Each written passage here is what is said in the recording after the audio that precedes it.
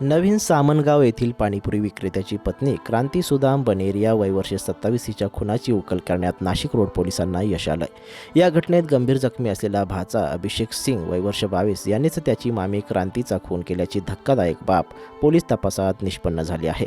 Nashik road police ठाण्याचे वरिष्ठ निरीक्षक रामदास शेळके यांनी शुक्रवार दिनांक 8 दिलेल्या माहितीनुसार संशयित अभिषेकची त्याच्या मामीवर वाईट नजर होती। तो तिच्यावर एकतर्फी प्रेम करीत होता। मामीकडे अनैतिक संबंधाची मागणी करण्यापर्यंत त्याची मजल गेली, परंतु मामीने त्याच्या या मागणीला भीक न घातल्यानं अभिषेकनं अत्यंत थंड डोक्याने मामीच्या तिच्या गळ्यात धारदार चाकू खुपसून हत्या केली। परंतु मामीने त्याच्या या मागणीला भीक न घातल्याने अभिषेकने अत्यंत थंड डोक्याने मामीचा तिच्या गळ्यात धारदार चाकू भोसकून खून केला। बुधवारी दिनांक 6 रात्री 9:30 वाजेच्या सुमारास ही घटना घडली। या हल्ल्यात अभिषेकही जखमी झाला होता, परंतु त्याने आपल्यावर हल्ला झाल्याचा बनाव रचला।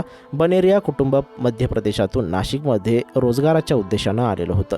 पोलीस उपायुक्त मोनिका राऊत, सहाय्यक आयुक्त डॉक्टर सचिन बारी, वरिष्ठ निरीक्षक रामदास शेळके यांच्या मार्गदर्शनाखाली गुन्हे शोध पथकाचे सहाय्यक निरीक्षक सुखदेव काळे यांच्या पथकाने या खुनाची उकल केली।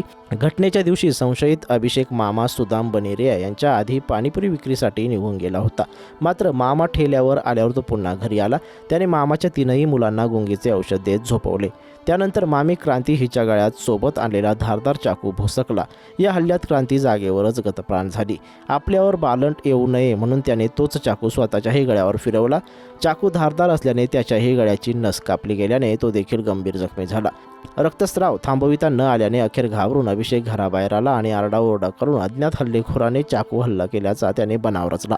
संशयित अभिषेकच्या मोबाईलमध्ये त्याची मामी क्रांतीवर प्रेम असल्याचे पुरावे पोलिसांना मिळाले। त्यामुळे पोलिसांनी त्याची अधिक चौकशी केली, परंतु गळा कापलेला असल्याने त्याला बोलता आले नाही। मात्र त्याने कागदावर लिहून केलेल्या कृत्याची कबुली पोलिसांकडे दिली। या घटनेची माहिती पोलिसांना मिळताच पोलीस घटनास्थळी दाखल झाले, तेव्हा क्रांतीची 4 वर्षांची मुलगी खुशी जागी झाल्यावर आईच्या मृतदेहाशेजारी बसून होती। आई झोपली असून ती उठेल अशी आशा या चिमुरडीला असल्याचं बघून पोलीसही हळहळले।